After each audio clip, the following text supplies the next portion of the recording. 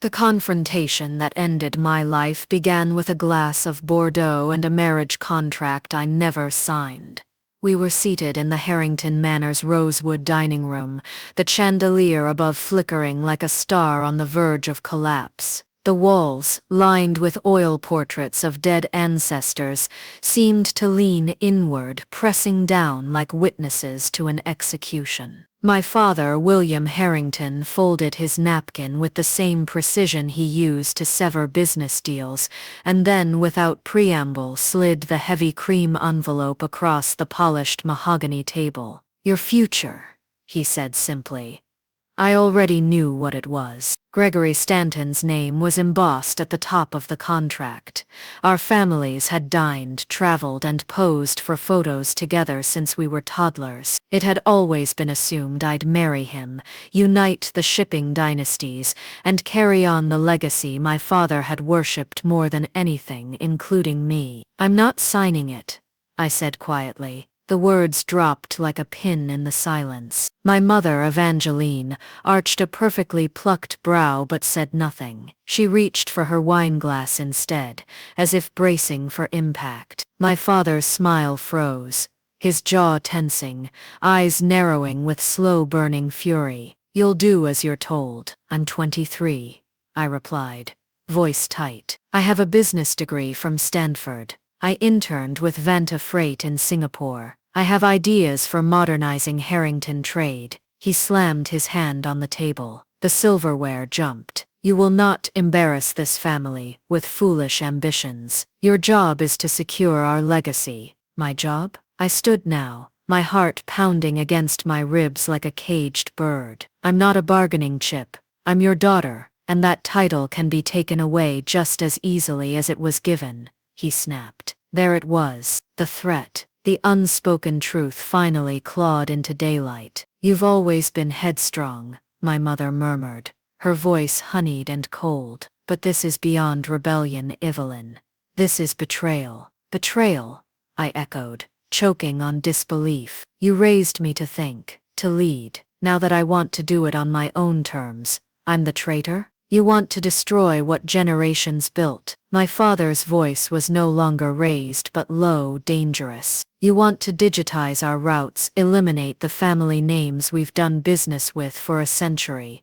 Bring in outsiders, tech nerds, automation. We're not some Silicon Valley startup, Evelyn. We are the Harringtons, and I am not your puppet." For a moment, there was silence again, this one much colder. "Then you are nothing," he said at last. The words didn't pierce. They shattered. Everything inside me cracked. My mother didn't meet my eyes. She reached for the envelope, slid it back toward her side of the table, and stood. "Leave your access cards and bank credentials with Caroline," she said coolly. "We'll have the staff box up your things." I stared at them both, waiting for the punchline that never came. I left that night without a single word of protest, only the clothes on my back and the contents of my purse. I drained the trust fund I was somehow still able to access, $75,000 they forgot to freeze, and vanished. No tearful goodbyes, no pleas to reconsider, just silence. The kind that roared louder than any screaming match ever could. I checked into a rundown motel outside Atlanta. The room smelled of mildew and broken dreams,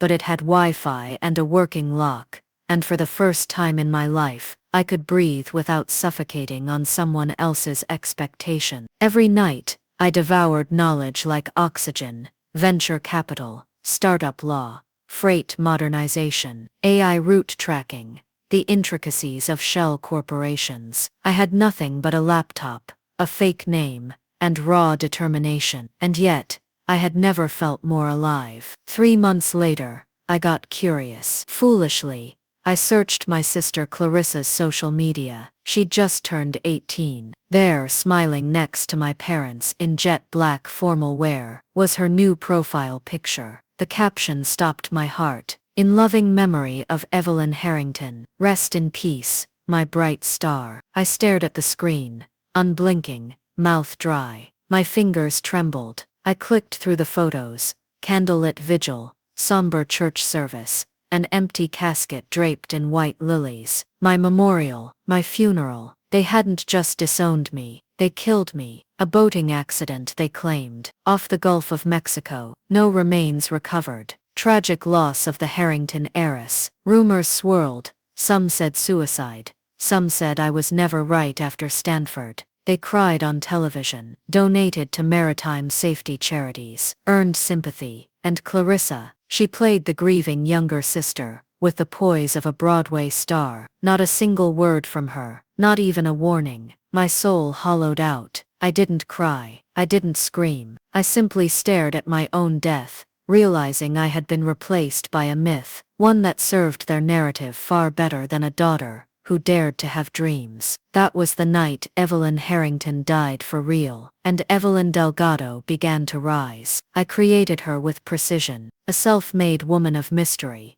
born abroad, wealthy from silent ventures in logistics. I grew her net worth in the shadows, using every skill I had honed, and every lesson I'd learned from the very people who tried to bury me. But I would not stay buried. Not forever. There's something unholy about starting over with nothing. It strips you raw. Every comfort becomes a memory you flinch at. Every dollar is a decision between survival and sacrifice. And yet, in that motel outside Atlanta, where roaches scuttled through peeling wallpaper, and the mattress dipped in the center like a forgotten grave, I began to build an empire, brick by invisible brick. I was 23, presumed dead, disowned by my family, and entirely alone. But I had two things no one could take from me: my mind and my rage. Every day bled into night, and every night into something more dangerous: resolve. While other 20-somethings drank away their weekends, I sat cross-legged on a stained carpet,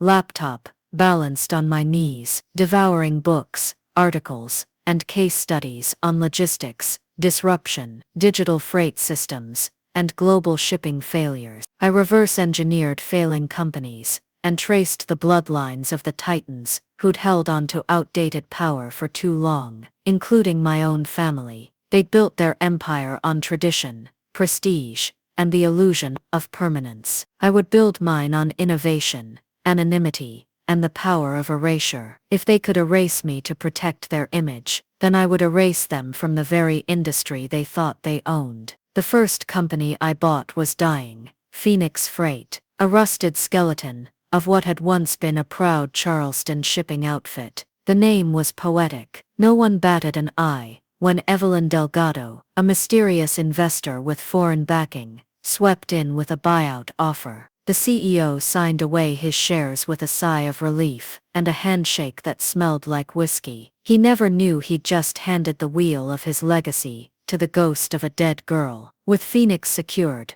I went silent. Over the next 3 years, I spoke through data and acquisition. I built a network of shell corporations, each operating independently, all under my quiet control. They spread like veins: tech consultancies, digital logistics software, automated warehousing, AI route management, port security solutions. Everything the old guard ignored or feared, I bought, fixed, and perfected. I never showed my face. My identity was a smokescreen of rumors: Latin American heiress, retired hedge fund phenom. Some said I was the widow of a shipping tycoon. Others swore I had government ties. The more they speculated, the safer I became. Evelyn Harrington had been a threat because she had a name. Evelyn Delgado was invincible because she had none. I hired the best, people who didn't care where their paycheck came from, as long as it was 6 figures, and signed on time. My assistant Marisol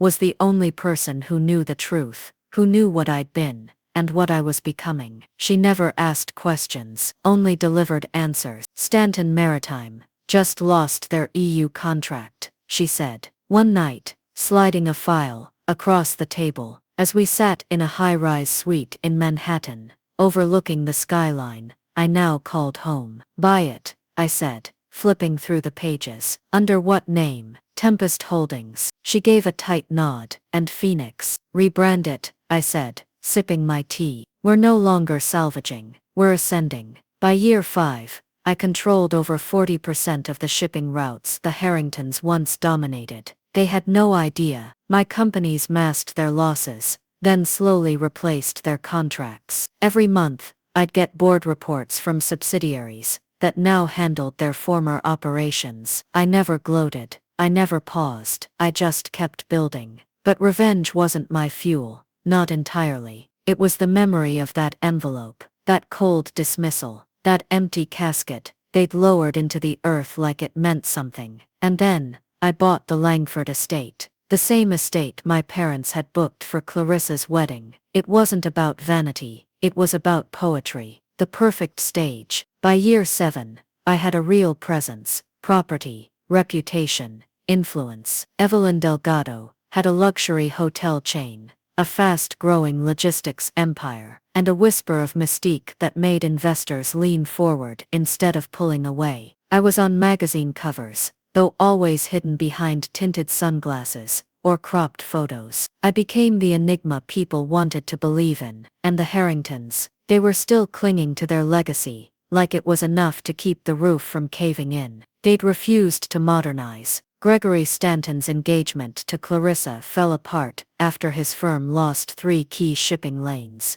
To me, my mother, still sipping wine behind closed curtains, was writing donation checks she could no longer cash without refinancing their coastal estate. My father, he was aging into bitterness, barking orders to boardrooms that no longer feared him. They didn't know their meetings were held in buildings I owned, that their mortgage payments went to my accounts, that their closest allies answered to shell companies I controlled. Evelyn Harrington had died powerless. Evelyn Delgado lived like a queen in the shadows. And yet, even after all this, I didn't plan to return. Not really, until Clarissa's wedding. That was the moment something shifted. When Marisol handed me the guest list, and my eyes landed on the names William and Evangeline Harrington, proud parents of the bride, I felt a spark. I stared at that page for a long time, remembering Clarissa's smiling face beside my memorial, remembering my mother's cold silence, my father's voice declaring me in that. Was when I made the call. Buy the hotel, I told Marisol. You sure? Yes, and make sure we offer them a premium wedding package, everything they want on the house. She tilted her head. You're not going to. No, I said. Not yet, but they'll see me, not as Evelyn Harrington, the girl they buried in lies, as Evelyn Delgado, the woman they could never own, never predict, and never stop. The pieces were set, the curtain was rising, and the ghosts of the past were about to learn what happens when the dead don't stay buried. The Langford estate glittered like something out of a dream, or more accurately, a fevered illusion. Ornate chandeliers hung above velvet-draped tables, the air thick with the scent of lilies and expensive perfume. Laughter and clinking champagne flutes echoed through the grand hall, masking something darker, something just beneath the surface. As I stood at the threshold,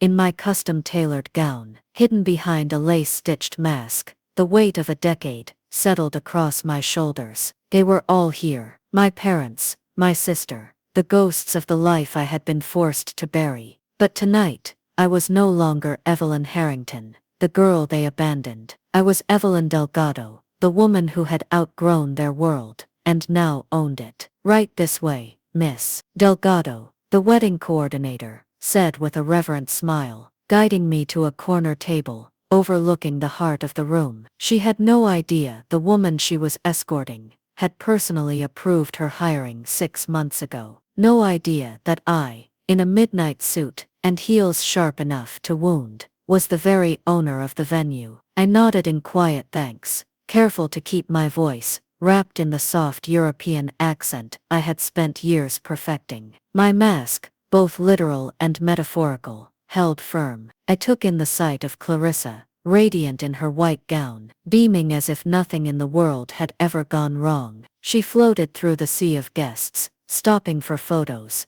posing with our parents, William and Evangeline, who looked every bit the regal couple, elegant, polished, unbothered. I clenched my hands beneath the tablecloth. They had no idea their dead daughter was watching from 30 feet away. They were smiling, laughing, basking in praise from Charleston's elite. It was all so rehearsed, so fake. I watched my mother press her gloved hand to her chest as a woman whispered something in her ear, likely another condolence, about the tragedy of losing her firstborn. My father raised his glass in response, stoic and proud, as if his grief had aged into dignity. A server appeared beside me. "Champagne, Miss Delgado." I nodded, accepting the crystal flute. My fingers curled tightly around the stem. I shouldn't have come, I told myself. I didn't come for vengeance. I wasn't here to gloat. But those were lies. Beautiful, well-dressed lies. I came because I needed to see it. I needed to know if the years had changed them. If somewhere, beneath the polished facades,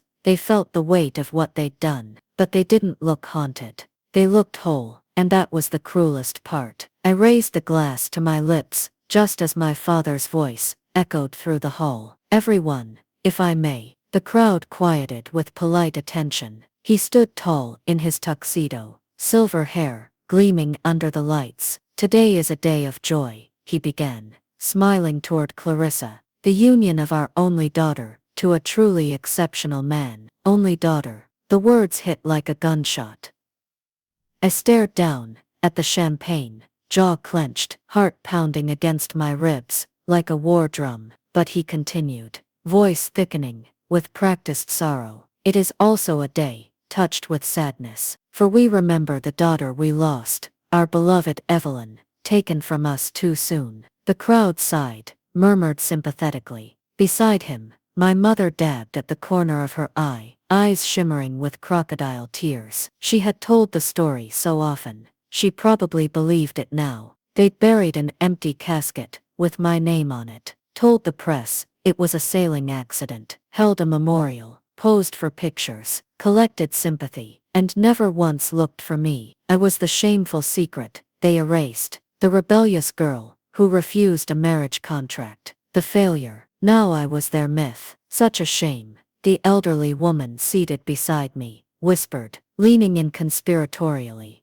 "They say the poor girl was troubled, refused a brilliant match. Some say she lowered her voice, did it on purpose." My breath froze in my throat. I turned slightly, catching the woman's eyes through the shimmer of my mask. "No," I said softly, accent slipping for a fraction of a second. "She didn't die, she was killed, just not in the way they told you." The woman blinked, startled, but I turned away before she could ask more. I hadn't meant to say it. The words had clawed their way out, and that was when Clarissa stood, tapping her glass for attention. "I just want to say thank you all for being here," she began, her voice as smooth and calculated as ever. "As father said, today is nearly perfect. The only thing missing is my sister, Evelyn." I froze. "Evelyn was more than a sibling," she continued, her voice faltering. "At all the right places. She was my hero. She used to tell me that if you're brave enough to chase your dreams, nothing can stop you. I wish she could see that I finally found mine." The room sighed with emotion. Clarissa dabbed at her eye with a tissue, earning sympathetic smiles. I stared at her. She had stood beside our parents at my memorial, posted photos, played the role of mourning sister. And now, she had the audacity to use my words. The same words I whispered to her when she cried over math tests. The same ones I repeated when our mother told her she'd never be smart enough. Those words were mine. They weren't hers to wield like props in a performance. Dinner was served. I barely tasted the food. My eyes never left the head table. I watched my family toast the future, knowing the past sat just beyond the reach of their candlelight, knowing that I had paid for the very roof over their heads tonight. The Harringtons had spent a decade sculpting the perfect image, but the cracks were starting to show, and very soon, I'd be the one holding the chisel. The storm didn't start with thunder, it began with silence. The morning after Clarissa's wedding, the air in Charleston felt too still, like the city was holding its breath. I stood before the mirror, in my penthouse suite, fastening the crimson blazer of a suit that made no apologies. The fabric whispered power with every movement. My heels clicked like gunfire against the marble floor. as I walked to the elevator, each step taking me closer to the final unveiling. 10 years of silence, 10 years of strategy, 10 years of letting them believe I was dead. Not anymore. Downstairs, Marisol waited with her tablet. Calm, focused, lethal. The Harrington board meets at 10, she said, as we stepped into the private car. Your father's trying to pass an emergency restructuring vote. He doesn't know Phoenix Freight holds over 60% of their operational debt. I nodded. He'll learn soon enough. And the press, they're circling, she confirmed, speculating on who really owns Phoenix. You sure you want to do this today? I met her eyes in the rearview mirror. They faked my death to protect their pride. Today I return, not to beg, not to prove, but to take what should have always been mine. The Harrington Trade headquarters hadn't changed in 10 years. There. Still a monument to excess and ego. Tall stone pillars, heavy brass plaques, a portrait of my great-grandfather looming in the lobby. I used to walk these halls trembling, desperate for approval. Now, the building trembled under the weight of the debt I owned. The receptionist jumped up as I approached. I'm sorry, miss, this floor is private. I handed her a thick envelope. Inside were legal documents, verifying that Evelyn Delgado, CEO of Phoenix Freight, was not just a creditor, but the majority shareholder of Harrington Trade Assets. Her hands shook as she read, 14th floor, boardroom. I nodded once and walked toward the elevators. In my ear, Marisol's voice returned through the earpiece. All board members present. Your father's just started his pitch. He still thinks Phoenix is a rival, not a knife at his throat. Let's enlighten him. The boardroom doors loomed like a final judgment. I pushed them open, without knocking. 12 men in suits turned in unison. My father froze, mid-sentence, at the head of the table, his face blanched, as he recognized me, not for who I used to be, but for the woman standing there now. Miss Delgado, he said stiffly,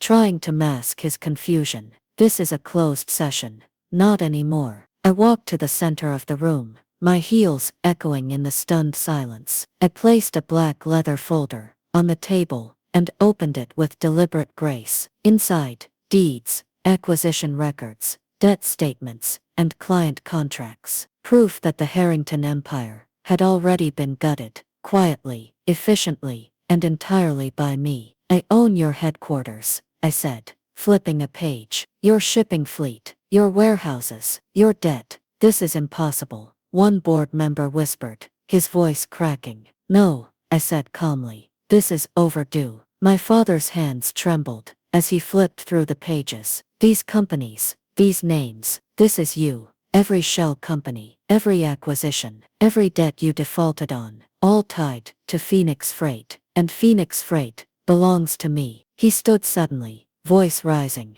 Who are you? I pulled off my sunglasses, slowly, deliberately. The room tilted, eyes widened, and then one of the older board members gasped. My God, Evelyn Harrington is dead, I said, locking eyes with my father. You made sure of that, remember. You buried an empty casket and told the world I drowned. He staggered back into his chair, face ashen. I'm Evelyn Delgado, now, and I didn't drown. I built. While you clung to old traditions and arranged marriages, I rebuilt this industry from the ground up. While you posed at charity galas and lied to my face, I bought every piece of your crumbling empire. The silence was absolute. I stepped closer. You have 24 hours to accept the merger proposal. If you refuse, I'll call in every outstanding debt and liquidate your assets. Your legacy will vanish. Your name erased, just as you erased mine. My father opened his mouth,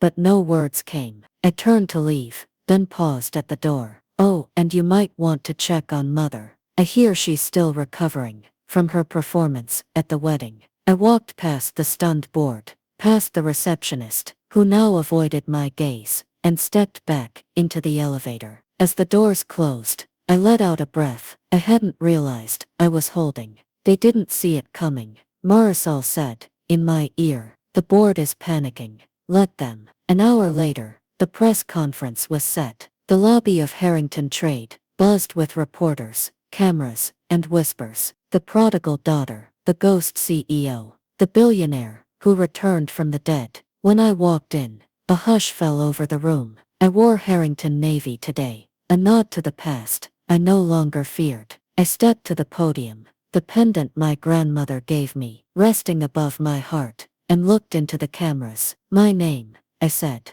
voice steady, is Evelyn Delgado, but some of you may remember me as Evelyn Harrington. The room erupted. I held up a hand. 10 years ago, my parents told the world I died. They buried an empty casket to protect their image, because I refused to marry into a merger, because I chose to live on my terms. They called it a tragedy. I called it an opportunity. Flashes went off, like fireworks. In the decades since, I built Phoenix Freight, acquired what others cast aside, modernized a dying industry, and now I own the company that once tried to bury me. My father, standing in the crowd, looked hollow. I am not here for revenge, I continued. I am here to rebuild.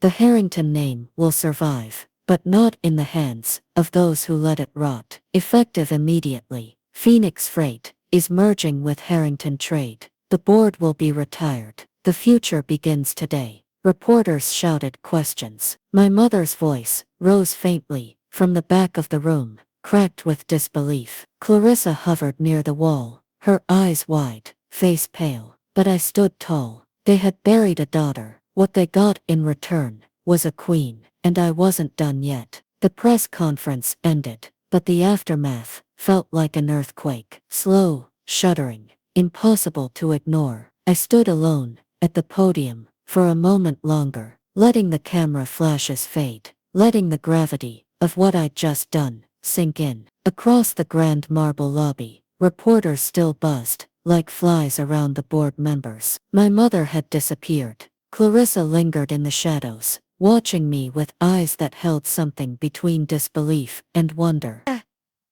My father stood stone-faced, surrounded by attorneys, aging a decade in the span of minutes. I had done it. I had taken back everything they tried to erase. But what now? Marisol appeared at my elbow, silent and steady. Conference room is ready. The lawyers are waiting with final documents. The Harringtons are cooperative. Of course they were. They had no more moves to play. I followed her to the top floor conference room, the same one my father had once banned me from entering. Now the long table was cleared. Legal documents laid out like a battlefield's aftermath. William and Evangeline Harrington sat at one end, small beneath the cold office lights. Clarissa sat beside them, but her body was turned toward me, as if caught between two worlds, and unsure where to land. I didn't sit right away. Instead, I walked to the window and looked out over the Charleston harbor, those familiar shipping vessels crawling across the water like wounded dinosaurs. I remembered watching them from this very building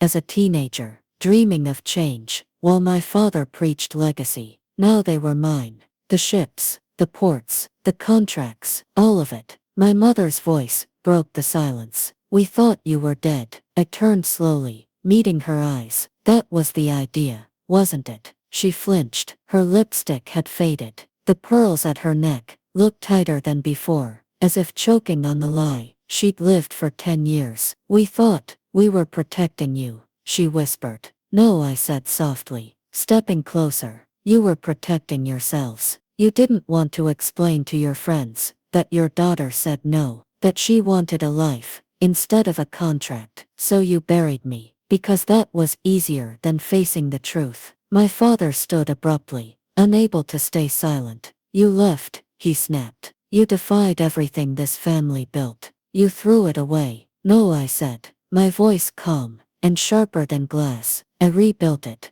What you had was crumbling under tradition and arrogance. What I created is sustainable, scalable, and built for the future. And the only reason the Harrington name will survive at all is because I chose to let it. His fists clenched at his sides. The same rage I'd once cowered under now looked impotent, useless. I'd outgrown his fury, and he knew it. The lawyers handed over pens. The contracts were clear. Phoenix Freight would absorb Harrington Trade in full. The properties would remain in the family's name, but only as assets under my control. The board would dissolve. Severance packages would be paid. Their pride would be bruised, but their lives would remain intact. They could keep the house, the vacation homes, the art, the cars, but not the power. They signed with shaking hands. It was done. I was no longer the daughter they buried. I was the woman who owned the tombstone